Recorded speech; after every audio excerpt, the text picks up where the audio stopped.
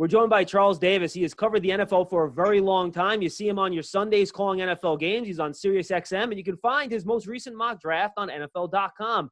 Charles, we appreciate the time. Hope everybody in your world is healthy and well in these very, very unique times in America. Yeah, thank you so much for having me. And we are all healthy and well, fortunately.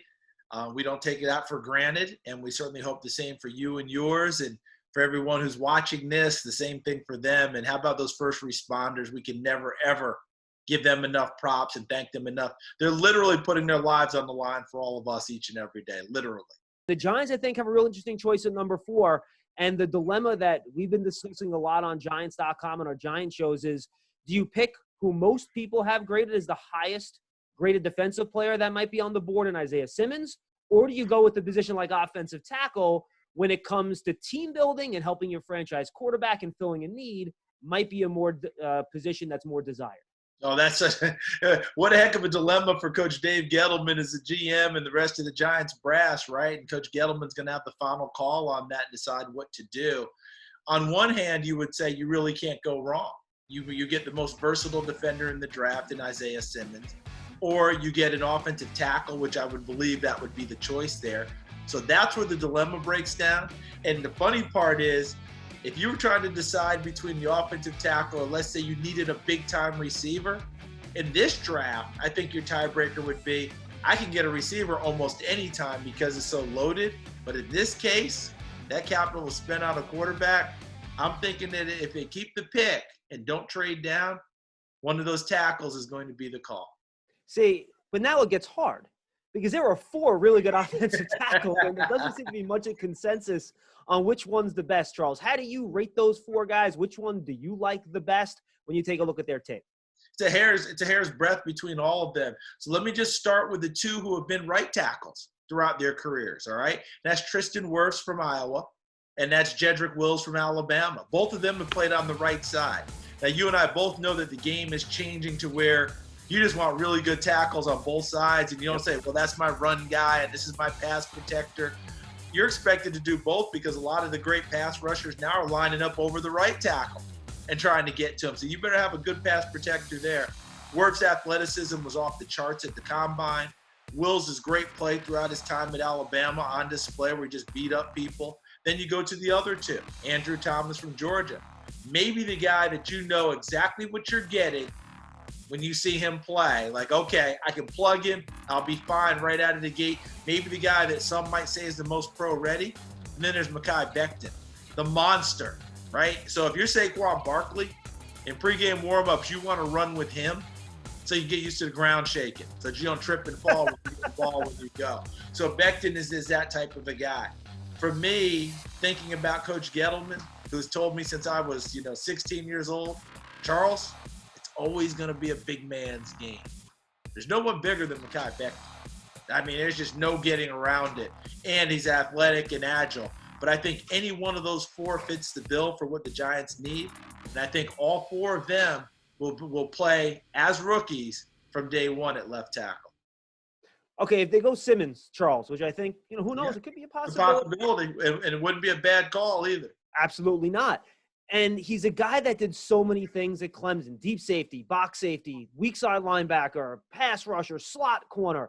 Where do you see him fitting long-term, his best role to get the most out of him in the NFL long-term? I think weak side linebacker, the will, as a lot of defenses call it. The run and chase linebacker, we have those big people up front, able to run and chase and make plays, is big time. But all in all, I like him as an outside linebacker, long-term in his career. But Derwin James with the Chargers, I think he and Isaiah Simmons are parallel players. But James is a safety, Simmons is an outside linebacker to me. Dave Gettleman has also mentioned, Charles, that center could be a priority. Your thoughts on the center class? Is there going to be a guy worth the bang for the buck at 36, or is that better explored in that 99, 110 range when the Giants select in the 3rd and 4th rounds? I think what we've discovered in this draft, and not just this one, but in recent years, if there's a guy you like for your team, you better just go get him. That whole thing of, is he worth it here? Can I wait and get him later? If you really like him, go get him. I think there are a few. Ruiz is definitely in play as a first-round guy. I think Cushenberry from LSU should be in play as a first-round guy, but he's not getting out of the 2nd round, I don't believe. I think that Matt Hennessy from Temple, that's a tough, hard-nosed, gritty, heady type of a player. He's going to be another one that's going to be in play there. Charles, I mentioned earlier, the Giants' next 2 picks after their first 2 rounds are at 99 and 110. So there's a big gap there. Big gap. Between 36 and 99. There's almost 2 full rounds worth of players that are going to go off the board. It's a long wait. So I think 2 positions, I'd like to get your take on them. I'll start with the wide receiver class, which is very deep. Yeah. The Giants have a bunch of guys that can play slot, inside. Darius Slayton was good as a rookie, but they don't have that big, imposing, physical, skyscraper, contested catch, red zone type guy. Is there someone at 99 or 110 that you think might be hanging around there still that could fill that role for Big Blue? I'm going to give you one name that comes with it, a little bit of, how come he wasn't better in college? Donovan Peoples-Jones from Michigan. Big, strong, physical, good-looking athlete. And you keep wondering, why wasn't there more there? What was going on?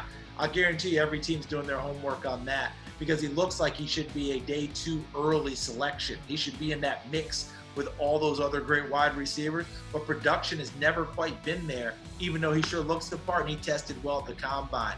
Another guy that I think you could look at later, let's stay in state and go to Syracuse and get Tristan Jackson.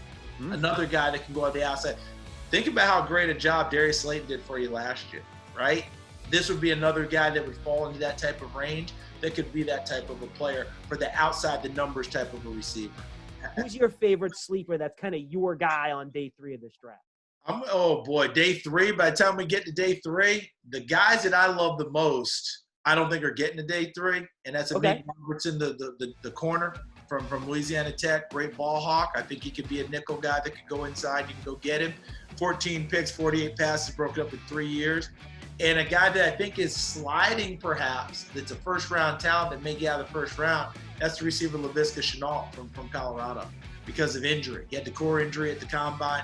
But when you watch him, to me, he's Deebo Samuel 2020. Charles, final question. Is there something that you're not sure about right now with this draft, whether it's at the top or bottom, how teams are going to approach it, a trade, that you're just not sure about right now that you can wait until draft night to see and figure out what happens? Yeah, I just want to see if because we couldn't do all of the homework on players, as extensive as it normally is, will people who are making the picks, when it comes time to pick between Ohio State and St. John's of Minnesota, are they going to tend to fall on Ohio State? You know what I mean? Because we're going to try and hit everything solid now. And let's face it, when you miss on a pick and you're a GM, it's a heck of a lot easier to defend missing on the kid from a big school than it is if you took a small school guy a little bit higher than what people think and he doesn't work out. So if you're just playing those types of games, we'll see. The other part is you'll probably have more complete, information on the bigger school guys because you've been tracking them for longer. A lot of guys couldn't get in and see all the small schools that they normally would this year. So maybe a lot of that gets pushed up to the front. And we may get some guys who might have gotten drafted in previous years that end up being priority free agents in this one because, again, we might not have gotten to that school and been able to do all the homework on them. Charles, awesome stuff, my friend. Stay safe up there. We really appreciate the time. We love your work. We look forward to seeing more of it. A new mock draft, the final one, will be hitting NFL.com the week of the draft. Make sure you guys check it out. Charles, thank you so much. Thank you for having me. Stay safe. Take care of yourself. Hey, Giants fans. Saquon Barkley here. You want to see more videos? Subscribe below.